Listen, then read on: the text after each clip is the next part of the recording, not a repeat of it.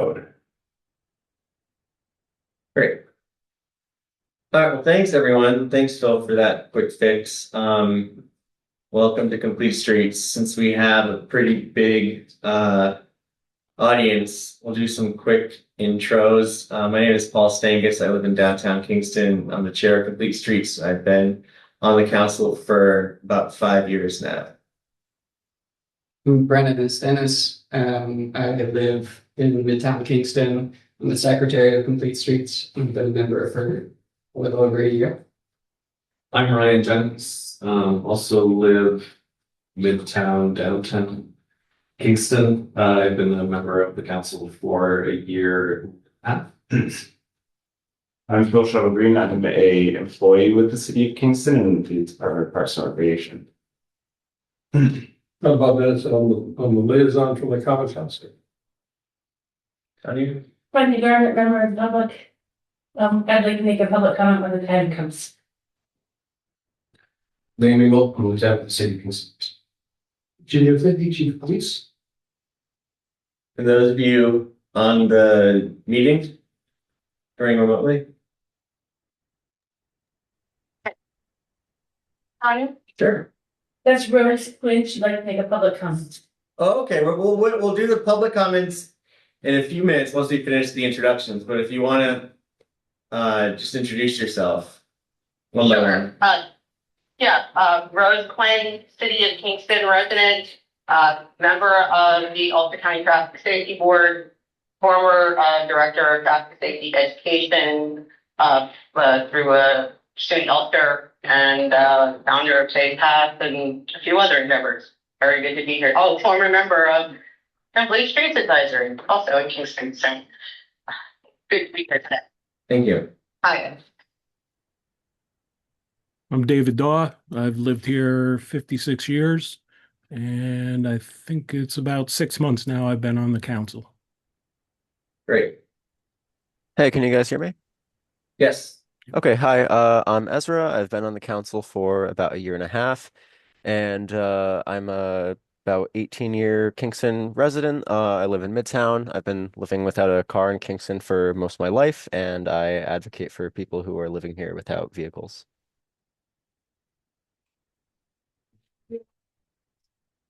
Ella, are you on? Hello, I'm Ella Condrat, and I am a member of this committee. That's all I wanted to say. Thank you. So is there anyone else we haven't? Did Chris introduce himself? Chris, if you're there. Yep. No, I'm Chris Seeger. I'm a senior transportation planner with Ulster County Transportation Council. All right, great. Thank you, everyone. We'll now open the floor to public comments before we get to our agenda, as I hear there are some. I'll let Rose go first. Rose, if you... Oh, here, I'm passing out. This is what she's referring to. And Chris Seeger hopefully can tell you guys a little bit more about this. My comment will be about a different county project, but this is the current and the second draft and the first draft of what Rose is referring to. Okay, Rose. Hi. So the reason that I came up is I had asked a member of Washington Avenue if they were interested in learning more about this. They could talk to the Complete Streets Advisory in Kingston and start getting clued in on this opportunity because it's pretty important. But to make a long story short, most of you know my partner, John Lynch, was struck and killed on Washington Avenue in 2021. And when that happened, that started a long, arduous battle to try to get the crossing over at the O&W fixed. We're not there yet, but we're hopefully seeing the finish line with this project. And if you're not aware of what this project is, similar to the project that was announced in Woodstock a couple of years ago, this project was offered directly from DOT. So there was no grant application from the city or anything like that. So I can see how this could easily fall off the radar. The only reason actually I even found out about it as tuned in as I am to Washington is because I sit on the Ulster County Traffic Safety Board, and we had to review this long range plan.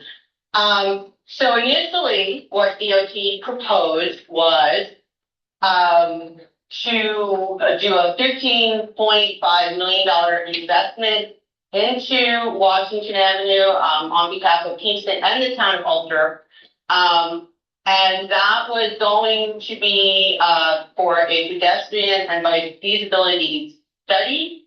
And two very direct, specific points where they were going to focus attention. One is going to be Saw Hill Avenue, and the other is going to be the intersection at Schwinn Drive and Washington. Both very, very worthy targets, so definitely not rallying against that in any way, shape, or form. However, there was a huge problem in that they had not identified the crossing where John was struck and killed, where people are crossing every single day, still.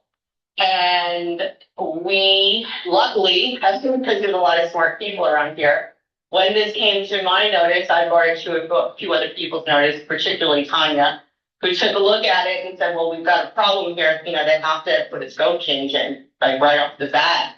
And you have to get that added into the long-range transportation plan.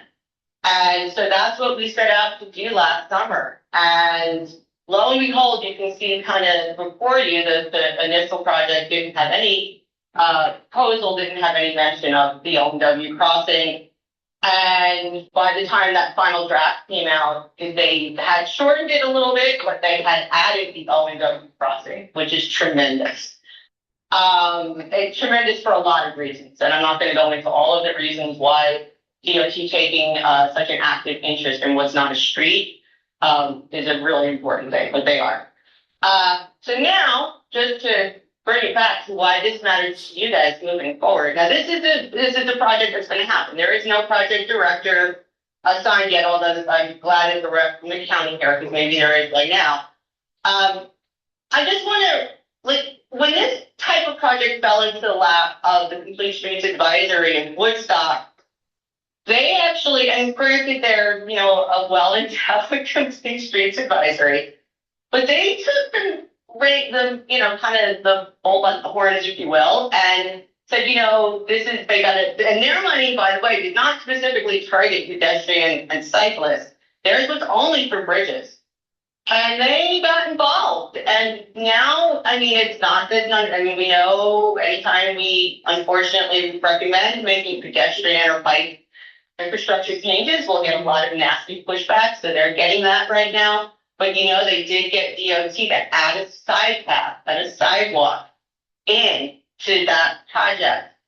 And the reason they were able to do that, besides the fact that they had the resources, was that they were organized and they had a plan.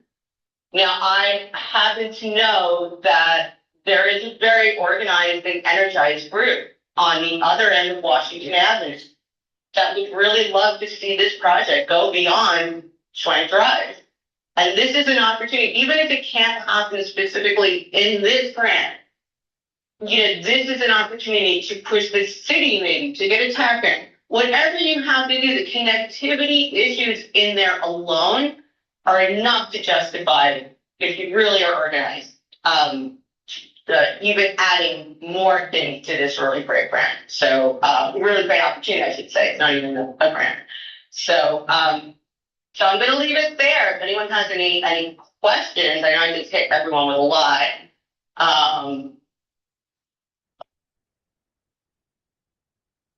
Oh yeah, thank you. Thank you for that. I think this had been brought to our attention at some point further down in the past. I think maybe before the O&W part was added. That was a different funding source, though.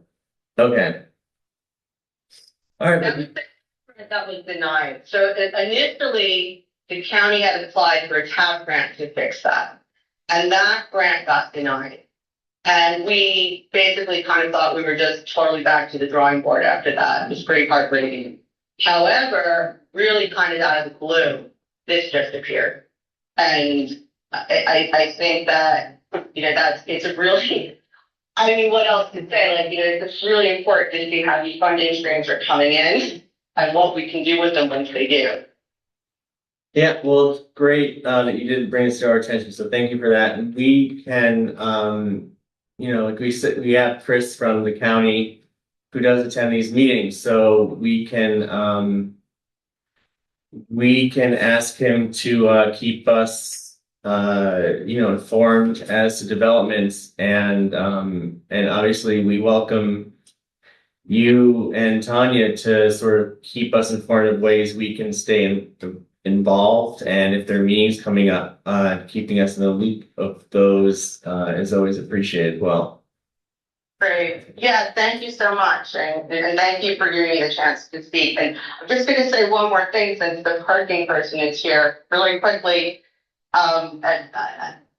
We had a very major issue this winter with nobody getting out the bus stops in Kingston and nobody digging out the benches in Kingston. And I did speak to my charity about it. I spoke to a few other people about it, and nobody seems to want to take responsibility for that. I realize no one's gone now, but it will be back.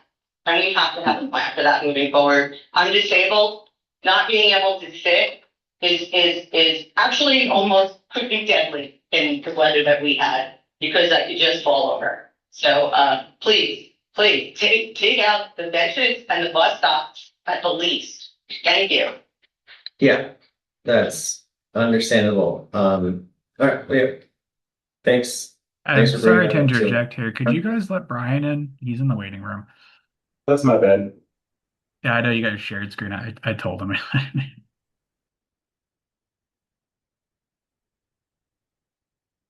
Actually, I don't see him in the waiting room. Interesting. Okay. I'll circle back with him then.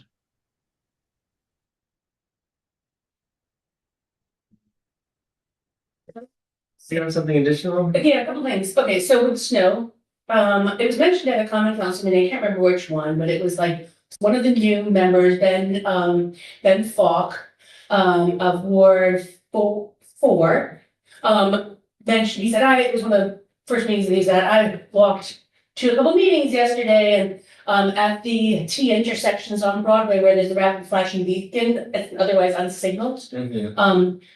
The curb cuts were not shoveled out. Who's responsible for that? And Andrea Schott, coming as the president, said, well, this is the adjacent property owner's responsibility, even in curb cuts in the corners. And she encouraged people to have their constituents get call 311. I think we need to give up on that idea of calling 311 for this. I think we really need some advocacy for the city to acknowledge that it's way too big a problem to pretend that people calling 311, like whatever intersection ends up with a 311 call, is what gets addressed, because it's so constant. This issue of not having curb cuts shoveled out. It's also exacerbated by DPW not having a system of lifting their plow when they get to the corner. As far as we can tell, and it's there's no regular messaging going to property owners. It's true, like for instance, Catholic Church, all over my neighborhood, I know where the Catholic Church owns properties, they own some housing and they own some churches, and the curb cuts were not shoveled out in any of the snowstorms. So there's messaging that go, especially to the big organizations, they just don't get it. With 311, it's really futile. I want to point out and say that I'm glad that Chris Seeger's here and maybe Brian Speck will be here too, because there's another project that you have on the agenda regarding Albany and Ulster Avenue, and it's a great opportunity. And I'll say in our zoning code overhaul, there's street design standards. We really need to always be thinking about that and encouraging the consultants, especially when it's funded by the New York State Department of Transportation. They may not be required to adhere to them, but this is already done before. Public engagement. Here's what City of Kingston wants. They really should be adhering to our street design standards, and the Police Streets Advisory Council, if it doesn't get incorporated, can expect to have explained why, and then you get the chance to weigh in. At least you don't have any real teeth because then DPW can overrule it, but it makes it a public situation. So we have had some problems since the zoning code was overhauled, getting the engineering department to acknowledge them, but a letter was written, and he's now hopefully will start paying attention to to the street design standards. And so these are two examples of the county-led projects that there's opportunities, lots of opportunities to be involved, and the importance of your committee with that. Lastly, I just want to briefly say that thank you to the police department for being here. There was a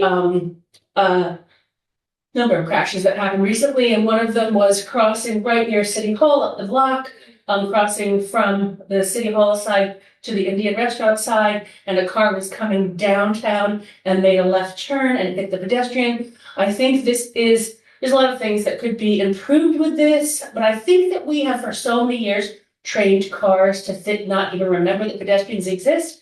And this is actually, among other things, an example of the problems with beg buttons.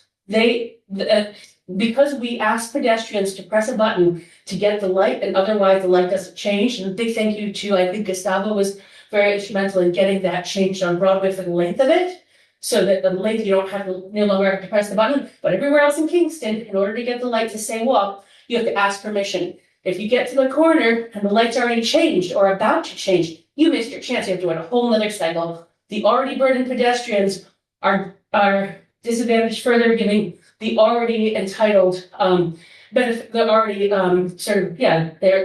they've got this entitlement of having a car for their speed. And so what we're doing is making it less likely that when you make the left turn that a pedestrian will be crossing, because they're stuck waiting to press the button. So it further gets the cars to think of pedestrians as, even if they're in the corner, they're not necessarily about to cross because they didn't press the button. Thank you. All right. Thanks. We're going to talk about O'Reilly in, let me bring it. Thanks for the public comments. We get the agenda back. Great. So sorry, quick question. Tanya, did you say at Ulster Avenue and Broadway, there was a project?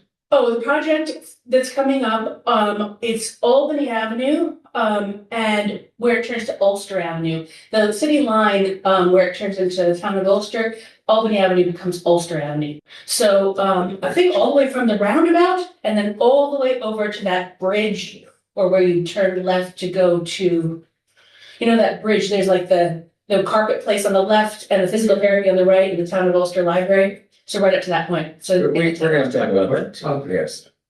Agenda item.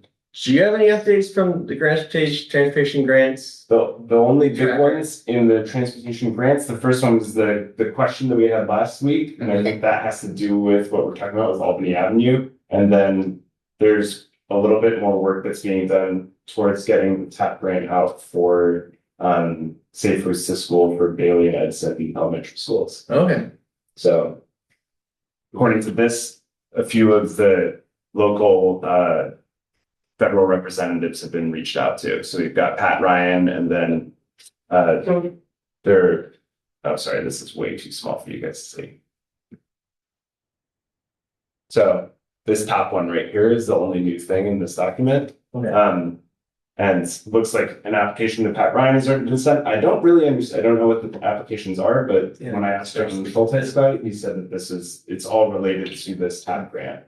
And then we're reaching out to Chuck Schumer and Kristen Gillibrand.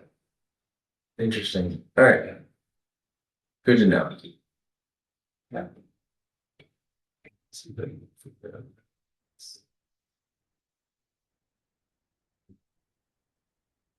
It's very hard for me to see things with the way Zoom is set up. That's no problem. It might be impossible for me to get it up there. Almost there. Unbelievable.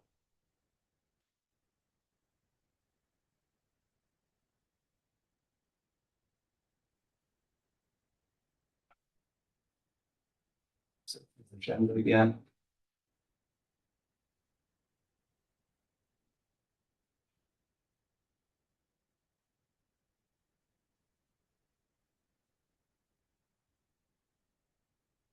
All right, great. Okay, the audio quality issues, which seem to have resolved themselves, at least for the moment. One problem at a time, I guess. All right, so the next item was something that actually Tanya brought to my attention. Oh, sorry, actually, I can interject. Do we have in this, that might be a good time to talk about the Albany Avenue project. Unless this is on the. Yeah, sure. I mean, it's further down, but Oh, it is further up? Yeah, Okay, yeah. Sorry. okay. All right, let's just go into this order then, because we have these guys here for the second item, and then they can leave. So, I think this will be a relatively quick item. The Midtown Seatown grocery store, and the issue of the curb cut, which exists currently, which I believe the issue is that it's outside of. Is it outside of the zoning code or? No, the planning department was not recognizing the off-street parking standards as applicable. I called it to their attention. They contacted the consultants who helped write the zoning code. I also wrote a document, anyway, that they were thinking that there was a adaptive reuse allowance that wouldn't require the off-street parking standards, which are now about improving our parking lots to make them less of a blight, add more shade, add more screening, add more drainage, and make them safer. And one of the ways, I said a bunch of different standards that apply in different situations. The off-street parking standards are applicable in certain site plans. In this case, they were applicable because the building is being developed by 25% or more. And the building has the building form standards allow for adaptive reuse, and they don't have to do the building with the setback and minimum of, in this case, would have been a minimum of 2 stories, for example. But the parking lot does have to be repaired to improve the things I just mentioned. One of them was the curb cut. And that one is there's a maximum allowed curb cuts for parking lots of 1. It has 2. And so it's a matter of pedestrian and bicyclist safety to not have too many curb cuts across the sidewalk. And unexpected entrances of cars into the streets. Right. So the planning, yeah, so, but, If you can click on that first link, Phil, it'll open up the planning board document. Have you looked at the site plan? Yeah, I believe this is. and they have some trucks at the site plan, the last page shows the trucks being able to So these exclusively use the, trucks, right? yeah, exclusively use green. How do you accommodate a WB-50 truck out on Pine Grove when they're exiting without putting them on the wrong side of the street? So can you open up the most recent site plan? So. No, that's Brent Forrester's response for, the landscape, requirements, which actually are, they're about there's some on off-street parking standard landscape requirements too, and then there's the general landscape requirements, which are important for multimodal transportation in terms of shade, and urban heat island effect, being able to be out there safely and not overheat. But the truck, so let's see, Broadway, let's see. This landscaping plan? No. Down, if you go down, the files, actually, if you go up and you're on the right, or view all files, but select files. Yeah, there. And then you're just seeing files. And so if you scroll down, you can see, Site plans? yeah. The most recent site plan. That last page shows the truck movement that Bob mentioned. So you scroll down to the 6th page of this. Oh, the 6th page, okay.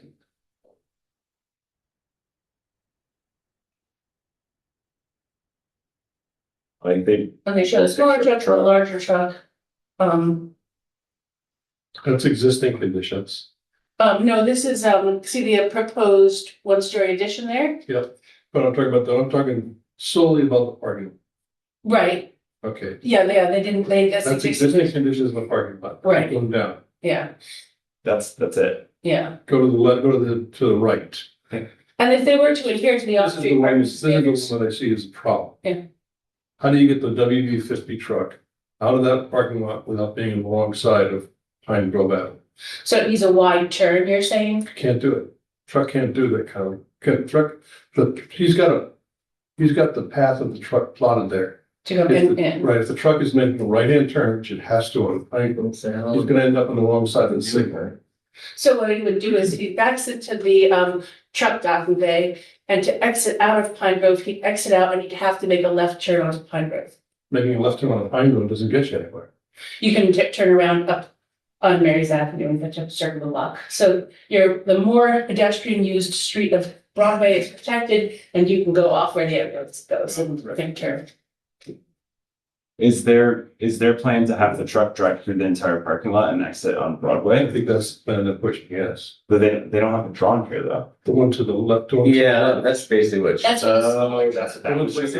To They have loading dock on the other side. And That's the garbage, yeah. right, and they get out. Is the plan to maintain the right turn only out of the parking lot? Well, they don't have an approved plan yet. What they're proposing is at the last meeting, they proposed to only allow right turn out of the driveway. On Broadway. There's not gonna be any way to stop people from realistically making a right turn from Broadway to cross over. So that you'll have, a left turn from Broadway. I think- There'll be that. Yeah, I wouldn't want to have a WB-50, but I guess it goes around the hospital. What's that? Drive. I wouldn't want to have to be a truck driver with a WB-50 going back through the hospital. If they, yeah, well, but you're a truck driver, who's more important? Yeah, Who's more important? that's the question. Yeah, that is a big question. The Who is more neighbors in important? that neighborhood are I think that too. trucks down their street all day. Right, but do we want them on Broadway where it's actually a danger?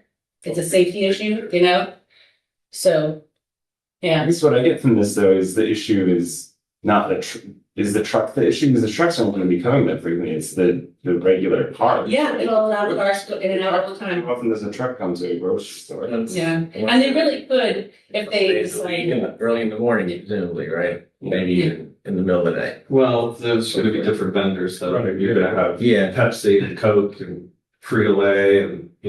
Well, it's a grocery store, so they're doing like giant shipments. No, No, but the Coke truck is a separate. It's just like in the lunch, then the There's lots food and vegetables truck, then you're right.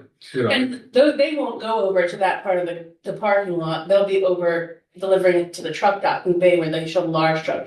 The one at the bottom is the refuse. So that's the garbage trucks. Okay, it looks like Ella has her hand raised. hey, Alan, go ahead. Hi, everybody. I am just, what size truck are we talking about? Because I also feel like there has been some discussion, around people talking about this kind of stuff, especially in New York City, where it's kind of like, maybe they need to use smaller trucks in these kinds of in these kinds of areas where, it's just a smaller space because it's a more urban dense area. So yeah, kind of echoing what Tanya said, I do think I do want to change the paradigm a little bit and make it a little bit more so that the drivers and the truck drivers need to adjust what they're doing, not that, and in order to create the pedestrian safety that we need, people are going to have to learn to do things in a little bit of different way. And I think that is okay. But my question is, what size of truck are we talking about? They're on the screen here. There's one for the deliveries and one for the garbage. Yeah, It's a so W- those WB-50 trucks is are a very typical- large. Typical design truck, right? But I don't know where they're coming. Like, are they coming from like a long distance away? Are they coming from a shorter distance? But, do they really have is the truck totally full with stuff for that particular grocery store? Or is that just kind of the standard truck that they use for everything?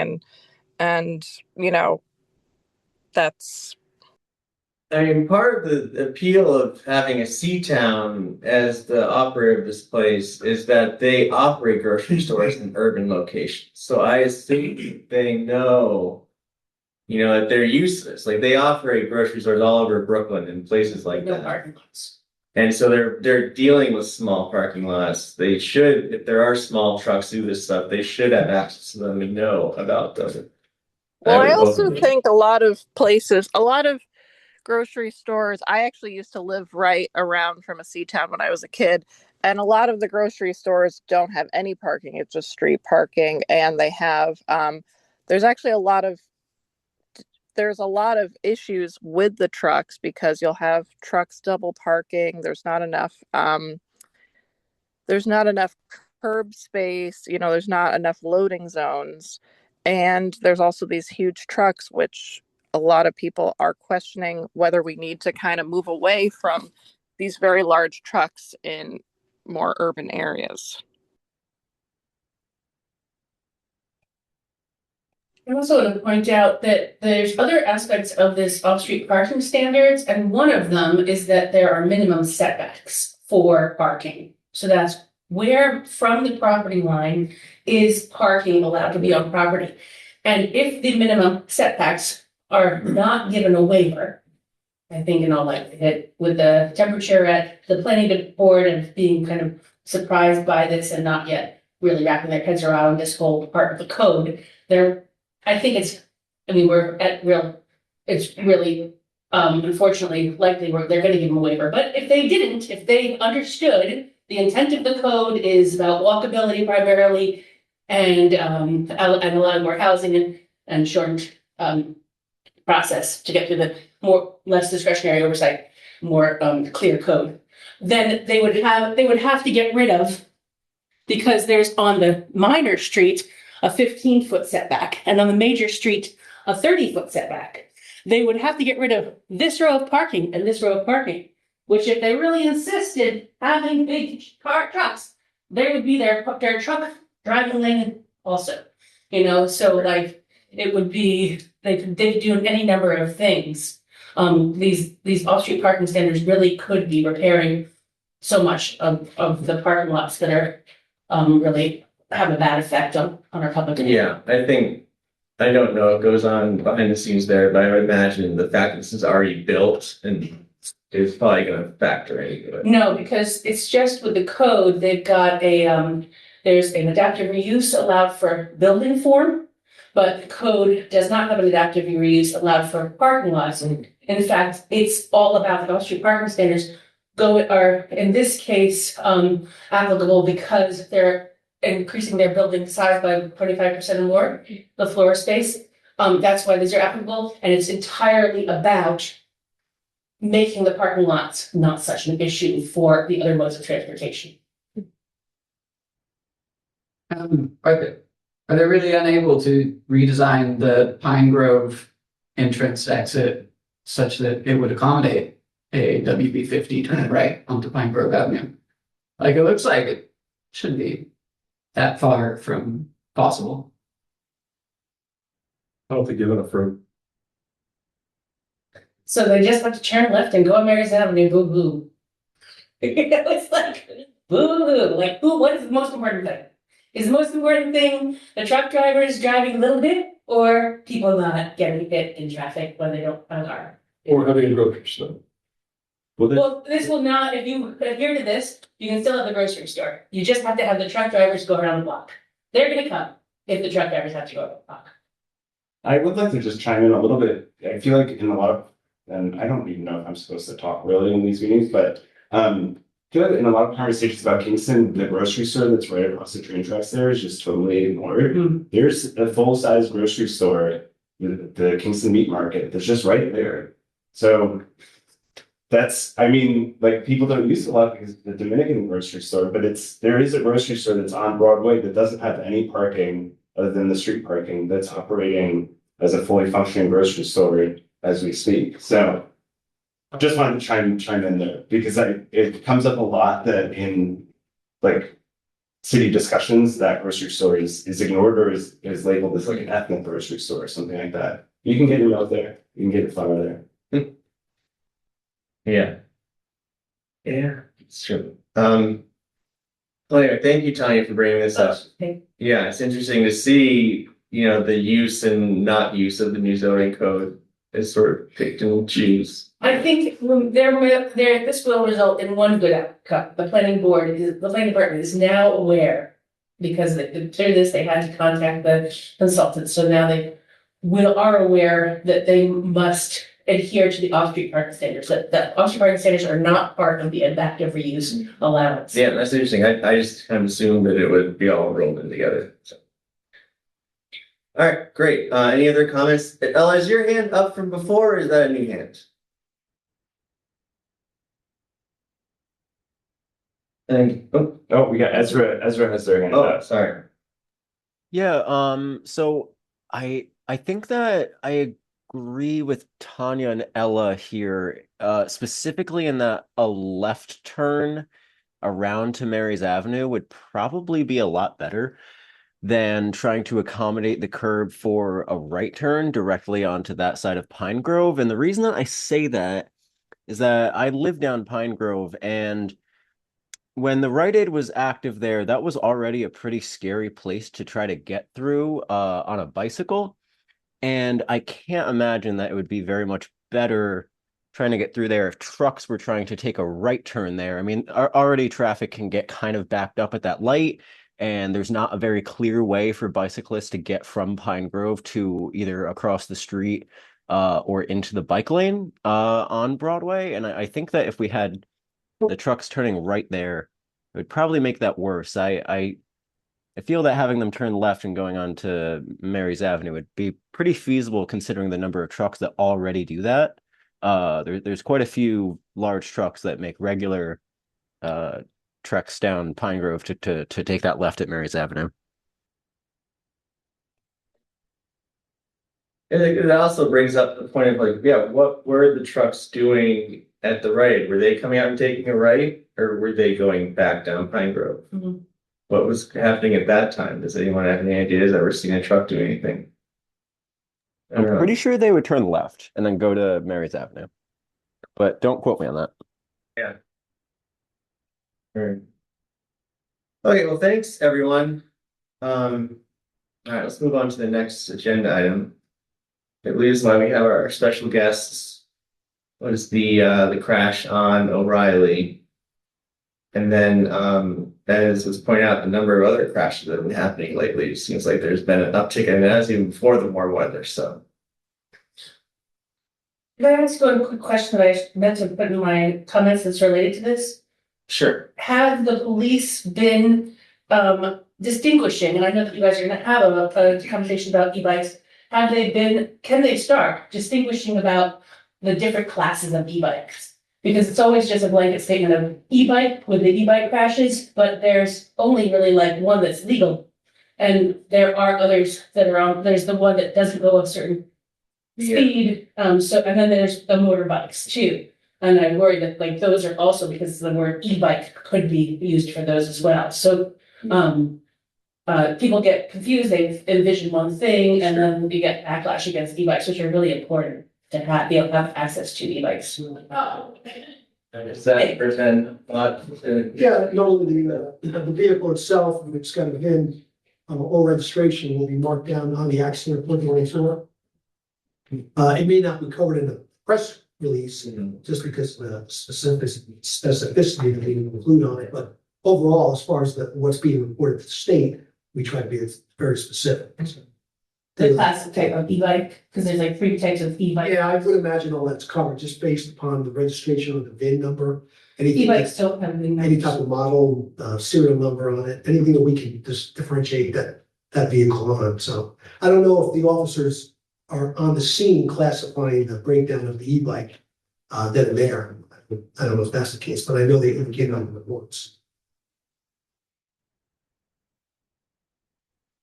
Yes, there were some questions about the crash. Yeah. So, can you go back up, Phil? I think, and then Jennifer.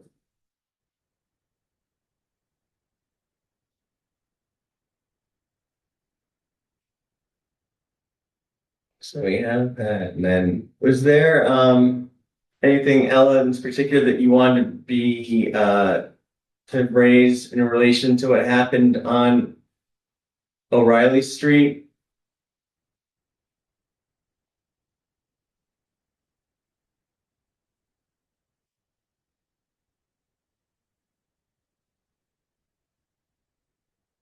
All right, well, It's not here. oh, she left.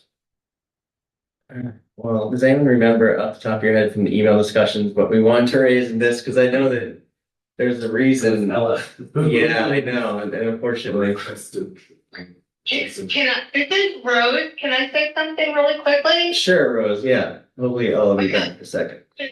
First of all, moments before this interaction started, this meeting started, somebody was hit, over, by, I believe by the courthouse, but, well, actually, yeah, by Maiden Lane, a little further up.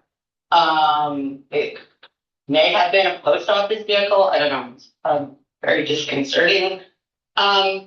The person who was, hit over on West O'Reilly, there were tickets issued, we don't know what the tickets were, unfortunately. The ticket could be, for all we know, inspection sticker, unfortunately, doesn't mean that a violation for failure to, give right of way was actually issued. I think that distinction, I would argue, is extremely important, so we do really need to know what those tickets are, if we're gonna keep active reporting. And in terms of the e-bike classifications, I'm actually, I'm gonna caution everyone to calm down about e-bikes. I'm really quite sincere about this. The backlash against, I really want someone to come forward and produce for me in the city of Kingston an incident where a pedestrian has seriously been injured by an e-bike or a scooter user in the past year or so. Because I don't know, I haven't seen any reported. And it doesn't mean that there isn't hazard out there, but what I mean is, once again, we're losing place of proportionality. Now it's the cars that are hitting and injuring people, okay?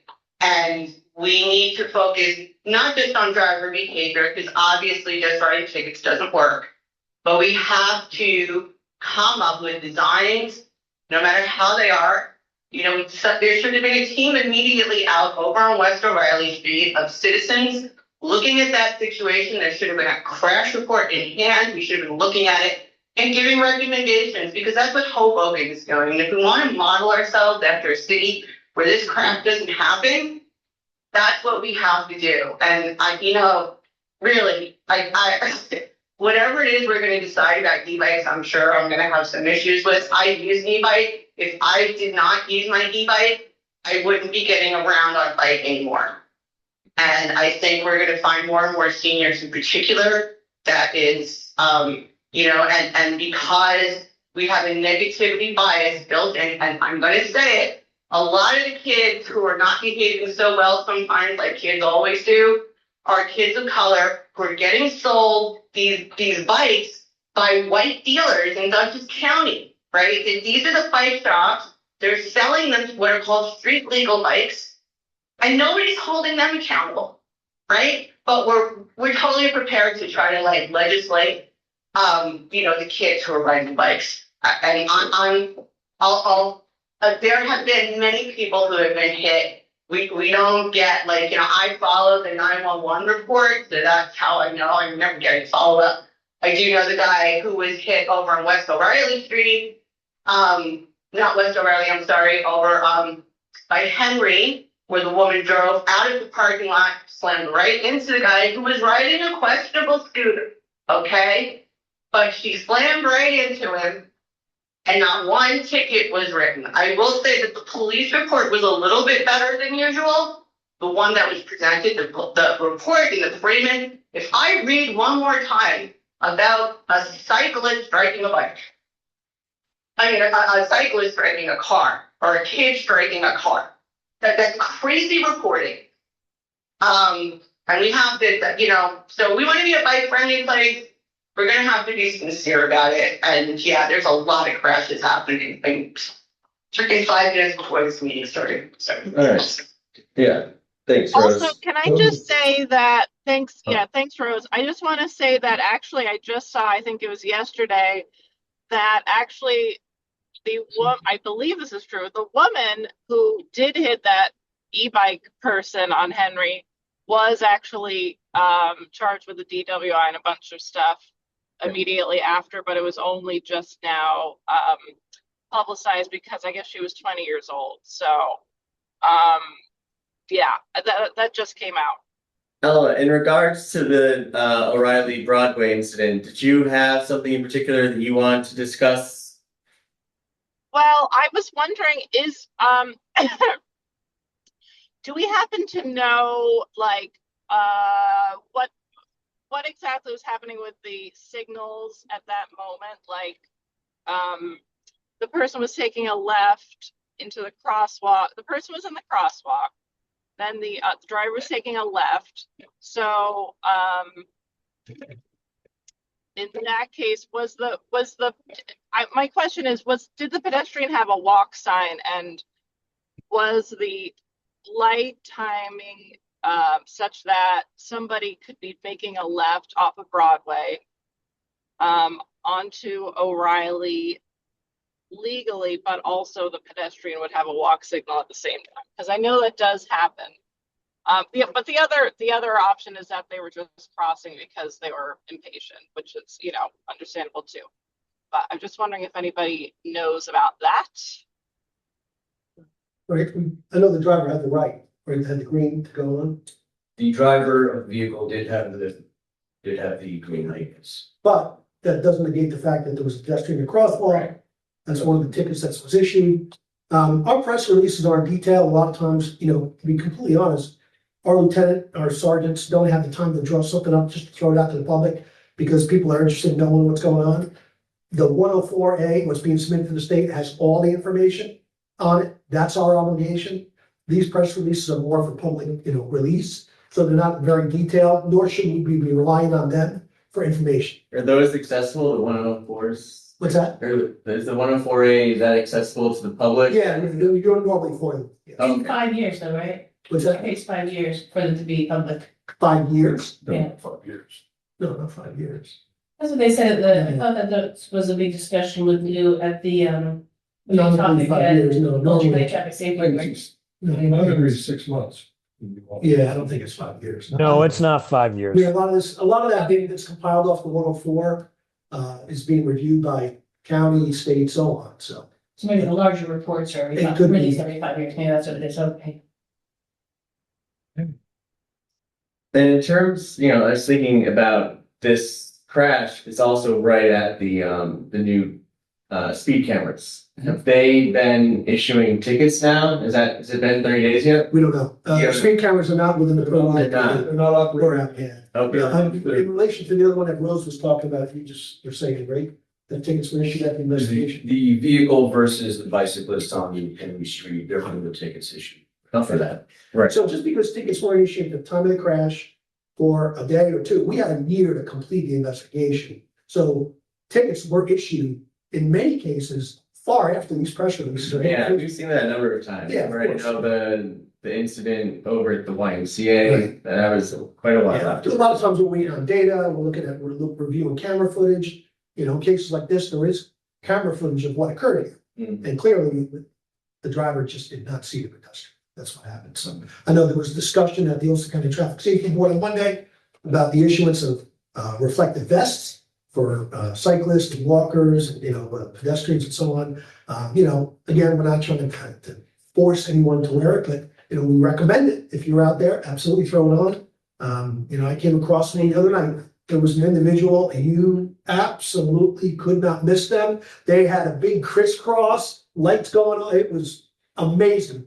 It was actually distracting to see. You're like, wow, look at that one go. That's all right. But I understand. But I know the county has had success handing out the vests. And I think that actually came up at Monday's meeting about trying to get more. And again, something that should be issued. So flashlights for bikes, stuff like that. So whether or not that would have impacted what resulted in this crash, we don't know. But at the end of the day, it's always a recommendation to have them wear those as well. You failed as a city, as a walkable, fine grade street grid city, if you're recommending to your citizens to wear red, yellow vests. Yeah, at the end of the day, this driver stopped.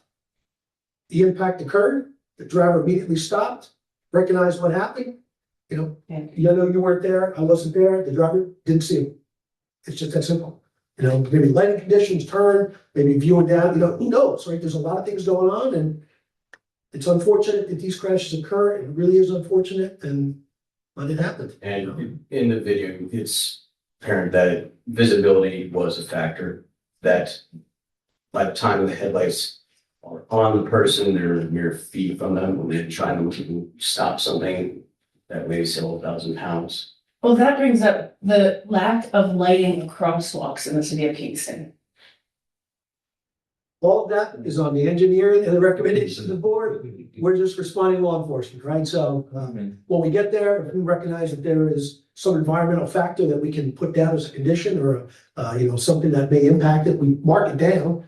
But other than that, that's, as far as we go, when asked to come here, we'll answer any questions you have, but we always stop short of, well, what do you think? Should we put we're out. That's not us.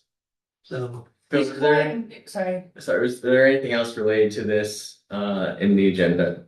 No. Okay. So you don't know whether the walk signal was on or not. We You don't don't. really know. I don't think that was worked out anyway. Right. But in the past, if they're in the crosswalk, they have the right. Right. Yeah, it's something that can be looked at, certainly, right? That's easy to tell. Hit the button, look at the light and see what happens. All right, well, thank you. It's an important thing to get these reports of what happened, because then like the broader conversation can be had of what can be done to avoid these situations. So you guys end up having these case studies. And the pedestrians survived. The pedestrians hurt, but Yeah,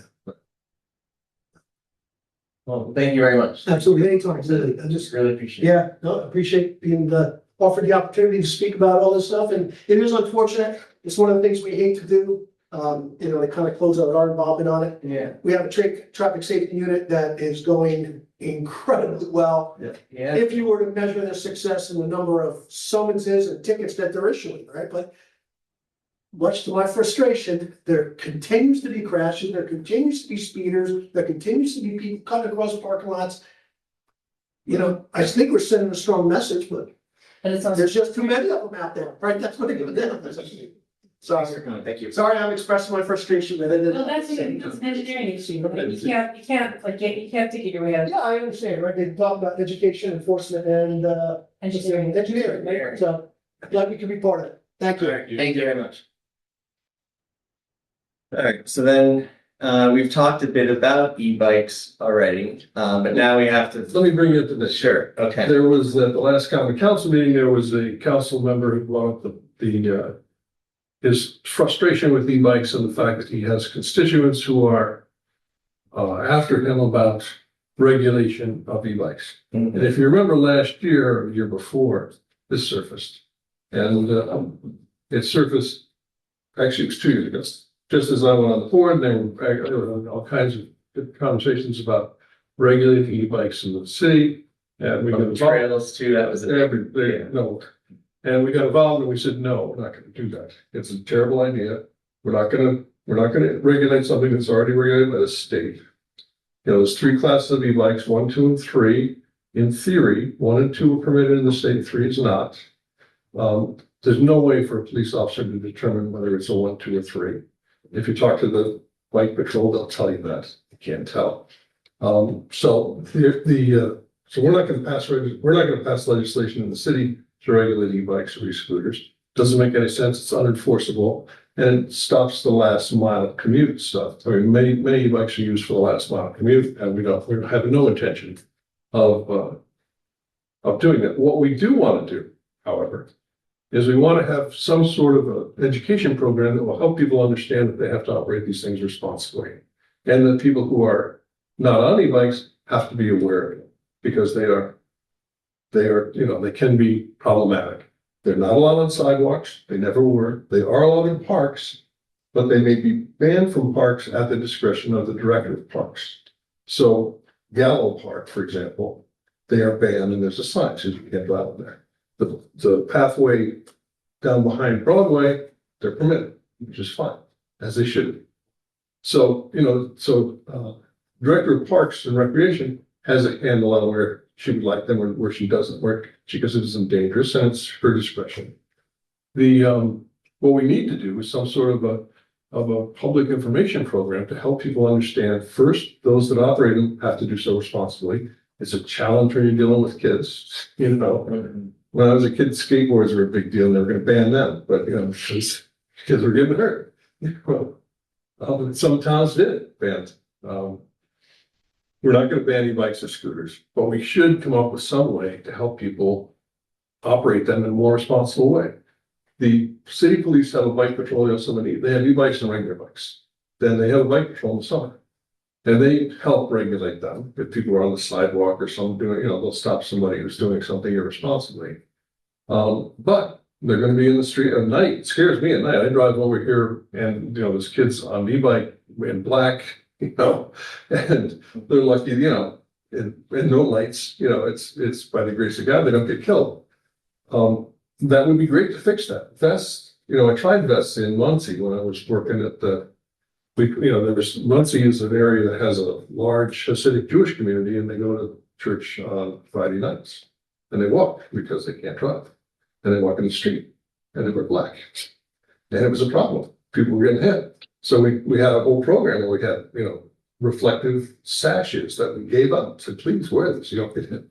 You know, nobody did, but it was, you know, but I mean, you know, it was a problem that we tried to deal with from an education perspective. And the education was more effective than the sashes, to be honest.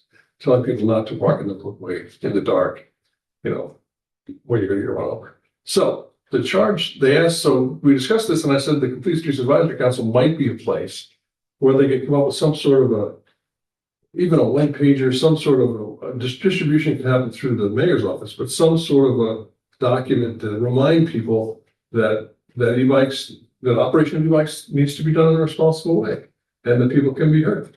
And when you look at the crashes that have happened between e-bikes and cars, and it's, you know, it's very, you know, it's difficult when you look at them and if the e-bike operator was at fault, people don't want to hear that. There were occasions where that's been the case in the past. And, you know, the car driver, you know, clearly, you know, if you're operating a motor vehicle, you have to be responsible and you have to be aware of your surroundings. But the same goes for those operating e-bikes, whether it's 1, 2, or 3. And the difference is, you know, 1, pedal assist, it doesn't work without pedals. 2, you can have throttle, but you can only go 21 miles an hour. 3, you can go really fast, 30, 35 miles an hour. And, you know, how is a police officer supposed to tell? They're not, doesn't say type 3 on it. You know, it's an e-bike. Right. So it's a challenge for them. And so you want us to then, no, I just, so this sort of one pager, just to sort of remind people. Yeah, just around safety mostly, like this. Around safety issues. Okay. They're great for the last mile. They're great transportation for lots of people. I think they're a wonderful thing. However, you know, you don't want people to get run over, you know, operating or crash on their own. You don't have to hit a car. I mean, you can crash on your own and a type 3 bike and hurt yourself pretty badly. You know, helmets, lights. Lights. Yeah. And you're supposed to have bells and lights on a bike in the city. I mean, that's state law says that. You know, so if you don't have a bell or a light, you know, get one. That would be something the police could do. They could give them out. Yeah. What's the? I used to do stuff like that. I don't know if they still do. You know, bells, you know, a light will cost you a couple of bucks in a bike shop. But These are out there. They're expensive. But I mean, that's the best thing to do at the beginning of the summer. You know, like when it starts getting warm, just police out there, just giving them out. The traffic safety unit out there. I see it. It's a great idea. Yeah. What's the status of the bike share program? The bike share program was discussed 2 years ago when we started this adventure. And I think the bike share program doesn't have a future in Kingston, and I'll tell you why. First of all, some members of the Common Council are very nervous about electric bikes. So to get them to consider a situation where we're going to have a vendor that rents bikes in the city cause people to be uncomfortable, and they started to get involved in regulating it. The other part that really is the crux of it is we don't have a volume. We don't have the volume for it. So nobody's going to do a bike share with like 6 bikes. You gotta have volume to make it work. we did get a grant from NYSERDA that we're in the final stages of signing contracts with them to instate a bike share program in the city for the next 3 years. Okay. Yeah. So they'll come back to the common council when they want to do that, which is fine. And I'm happy to be the advocate for it. But, you know, it's not going to be an easy lift. There are some people, I think maybe with this council, it might be easier than it has been in past councils. But, you know, we'll see where it goes. Some council members are nervous. Some council members are afraid it's gonna, you know, there are things like, you know, it should be a dock system. We don't want a dockless system in the city. Right. It should be, we should have a geofence on some parts. Some parts of the city, are gonna be difficult to do a bike share. You know, do you do it down in the Rondell? You know, for the people that come in on cruises and stuff. I mean, there's a market. Because the people that live there, you're not gonna get enough, in our opinion, and we talked to some vendors. You're not gonna get enough people who are residents of the city to carry it. It's not like New York City. So this is grant funded, so it's not. And it's a trial, right? It's 3 years. It's a 3-year trial. It's not, the potential for profit isn't really there in Kingston, like what you're saying. Right. But this is I don't remember the exact number for how much the grant offers. It's over $1 million. So I'm pretty sure it's around $1 million, if not over. It might be on the. Yeah, it's gonna be in care. But you gotta staff it. You know, somebody's gotta redistribute the bikes at night. This will be a turnkey operation. They do it all for us. Okay. Yeah. So did we get the phase 2 grant? We're in the final state. We're negotiating the contract with NYSERDA. So Nice. You know, it'd be great to have a pilot out there to see if it works. You know, Yeah, I was curious. I thought it was a good idea, but when we started to talk about it with vendors, they said, no, it's not gonna use the volumes of brought them. It's gonna do it for free, yeah, it certainly doesn't.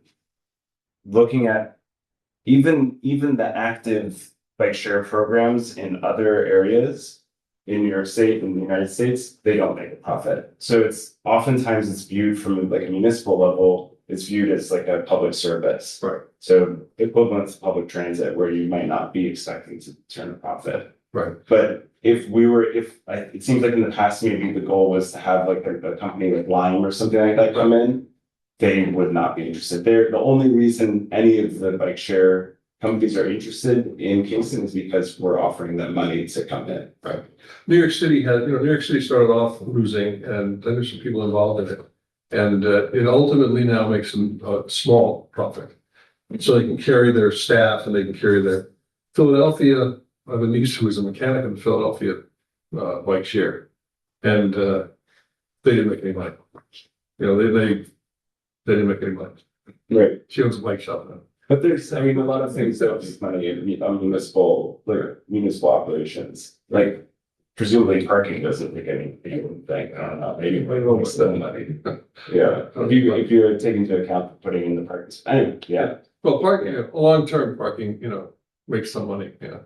I think it'd be great to see this program, see if it works. The challenge is gonna be getting the common council comfortable and not only to regulate it. What about the police supervisory council working on educating the common council?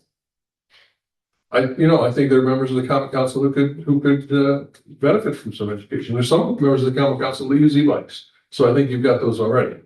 But there are some that are reluctant.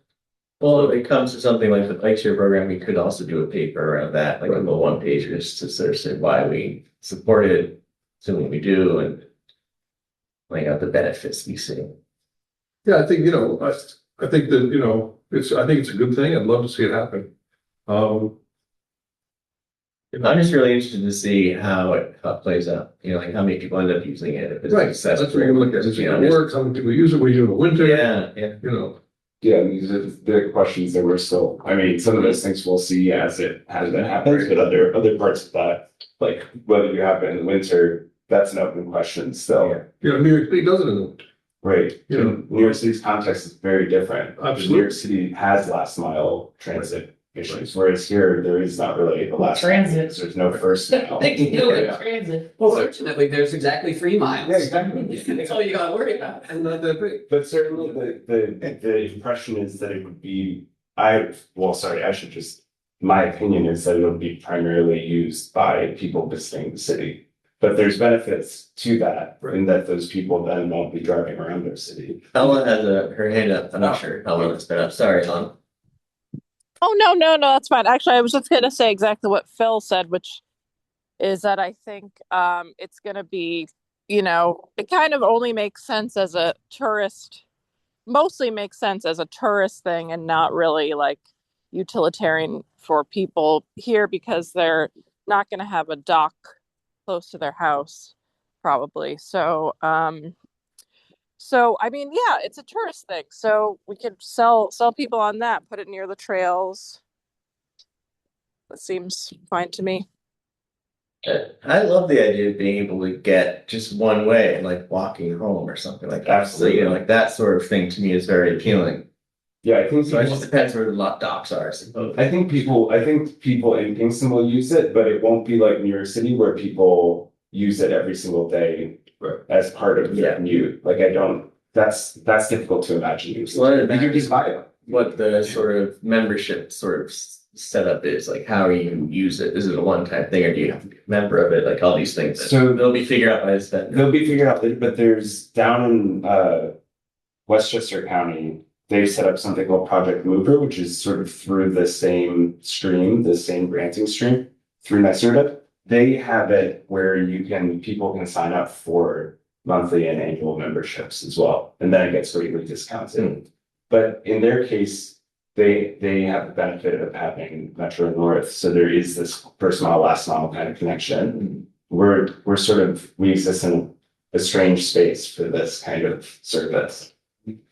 So, is there a timeline at all on when it might start happening?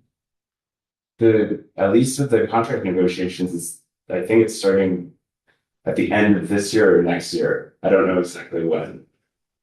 So it still hasn't been signed, and city council hasn't waited. One of the issues that we talked about in the city council when we were first proposed it, because we proposed it 2 years ago, and it was not embraced, is you've got to start in the spring.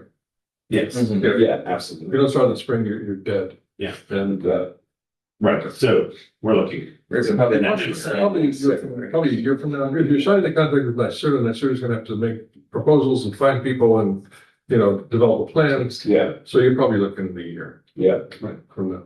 Ella, is your hand still up or is that up from before? Is it a new hand and then an old hand? Okay.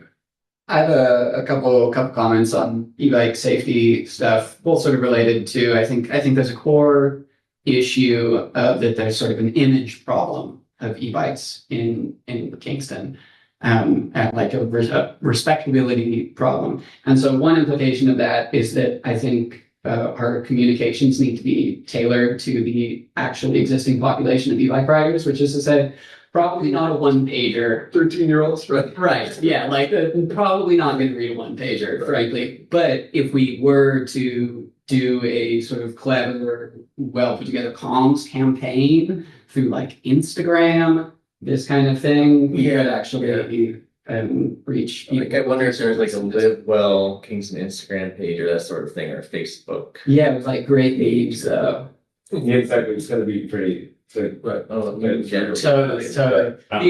other corollary thought is that so part of the problem with part of getting out of this image trap we're in is to shift people from using cars to e-bikes as like a popular mode of transportation. Right now and forever for so long we have provided so much public subsidy of explicit and implicit sorts to drivers, just encouraging car use all the time for everyone. And so there's not a lot of people who consider a bicycle or an e-bike as their commuter vehicle. And so that's why I'm excited by programs like the Bike Share and an e-bike rebate program, which is something that I've advocated for before. These kinds of programs that can actually get a lot more people onto e-bikes so that people stop associating e-bikes with the most annoying 14-year-olds that they've ever come across and rather think, oh yeah, this is how a lot of my neighbors get to work, The other big thing, and you said it on your C there, and I think this goes to an education to the planning board. They seem to be panicked over batteries. And I understand that, but I think that and maybe it's, I don't know if it's gonna be them, but maybe this is the group to come up with some sort of a rational approach to batteries and battery storage and bike storage and car storage for that matter. I mean, the Willing New, the Barrel Factory, new place. I don't know what their position is on e-bikes and where they have to keep them. I don't know what the position on, we're doing a place by the Westfield Brewery, that whole lot has got, we've got a proposer. It's gonna be housing. What are we gonna do with e-bikes? What are we gonna do with electric cars? What are they doing over at Landmark? I don't think the planning board has the knowledge necessary, and I think that people buying these cheap e-bikes on the internet, that are not UL listed batteries is a concern. How do you rate, what do you do about that? I think somebody's got to do some research on that so that they don't end up making it more difficult for people to use e-bikes. Yeah, because it seems like the kind of thing where if there is a disaster, not on wood, then you have the reactionary response where then they're banned or something. Right, so everybody reads about an e-bike fire in the city and everybody freaks out and then, and this whole the battery installations over in Ulster County and up in Saugerties that everybody's talking about, the big issue is fire. When those things burn, it's not good, I think that feeds the fear for e-bike battery fires. I think it's the same kind of thing. You get a lithium battery and it burns, how do you deal with it? And I don't think people understand how to deal with it. I mean, it'd be interesting to know the people that own e-bikes, if they understand what to do if they have a fire with their battery. That's really hard to put out there. They're hard to put out, you can't put them out. In essence, you gotta, from what the fire chief tells me, because I was asking him about this stuff out there, you just isolate, you gotta, everything around it, you gotta isolate. And you just let it burn. So they have boxes, right? There's like apparently boxes or something. You can do it on your top. Because it makes still oxygen, so it self-feeds itself. So it just burns till it's, Right. He doesn't bother, he seems able to deal with them, but, he's, it's also what he does for. Ella, his hands up. Hi, I just I agree with Bob. I think that we don't really have policies. We haven't really wrapped our minds around the battery revolution and how everything's going to have batteries.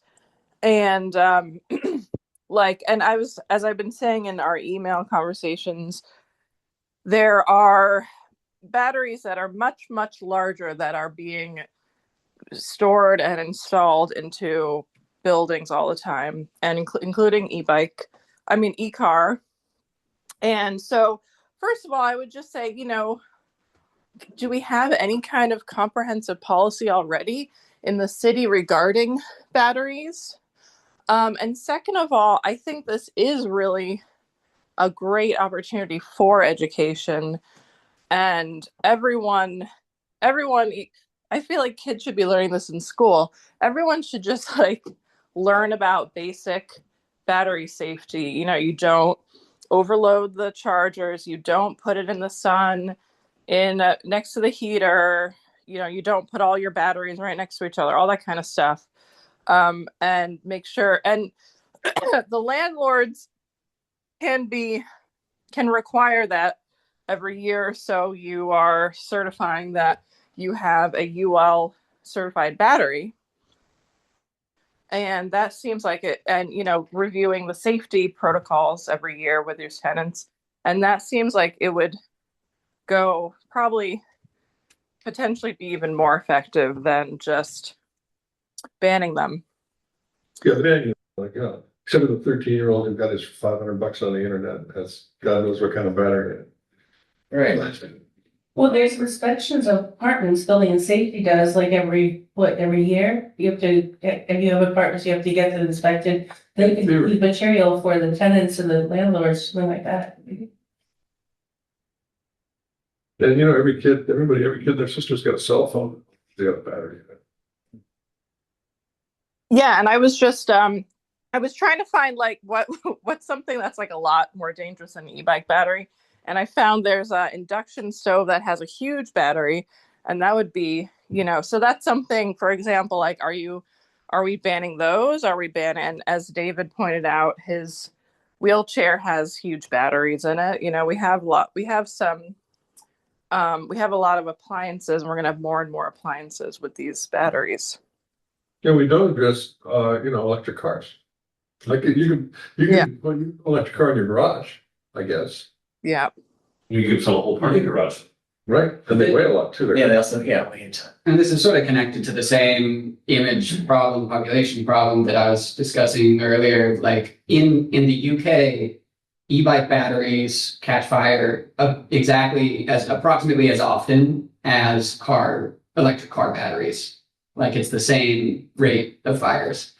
So similarly in the UK, they don't have, people are not very worried about like getting hit by errant e-bikes. There's not this whole image problem.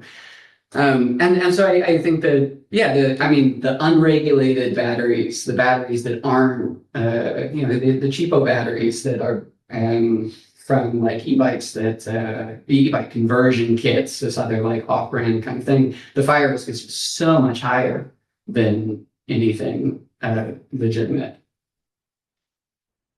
Well, that's something we can work in. Yeah, and as I Audience. recall, with the Kingstonian, as I recall from the plans for that building, they were planning to have parking like underneath the building, like indoor parking underneath the building. So that seems, now that we're thinking about battery fires, that would be a total disaster if it was full of batteries that caught on fire. Yeah. So, yeah, it's a big problem. Yeah. So back to a one or two pager with some safety stuff that we could distribute would be useful. And I think that, I don't see a e-bike legislation for the common council on the horizon.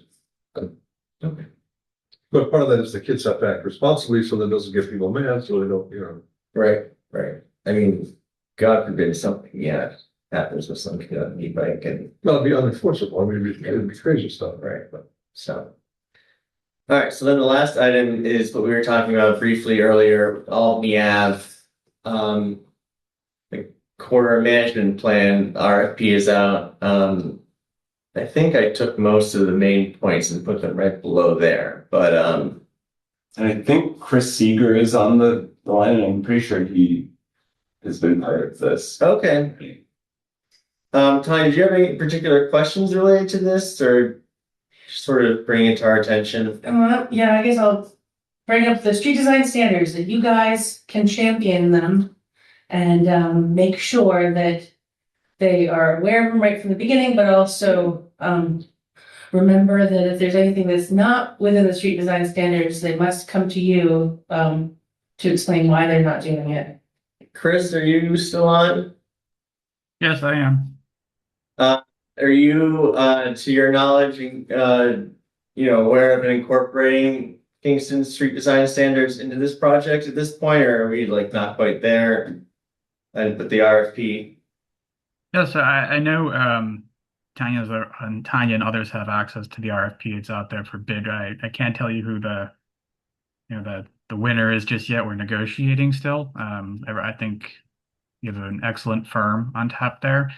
But if you look through the RFP, one of the tasks specifically asks that the consultant goes through and finds all relevant documents. So in this case, this is going to be everything that pertains to the corridor, Kingston zoning, complete streets. The entire project from start to finish is designed, one, with some pretty heavy public engagement, but also to incorporate a very, very wide spectrum of possible alternatives, including short-term, mid-term, and long-term projects. What I inserted in there specifically was asking for like a matrix, effectively, of potential options that had costs and benefits associated with them, and the sorts of things that they might, you might be able to kind of pick and choose from as a menu, assuming also as potentially estimating some costs. The Kingston's zoning is specifically mentioned in there as one of the things that they'll be looking at doing the existing conditions analysis. So basically everything that pertains to the corridor right now. I think Tanya mentioned earlier that the corridor itself is from the roundabout all the way through into the town of Ulster over the bridge that goes over the railroad. So that corridor, the project zone, it's a little fuzzy, it will be defined in its entirety when we do task one, the kickoff. So we're going to decide how far in either direction to the sides of the road that we'll be going. I think you did pull the main, on the agenda here, you pulled the main goals.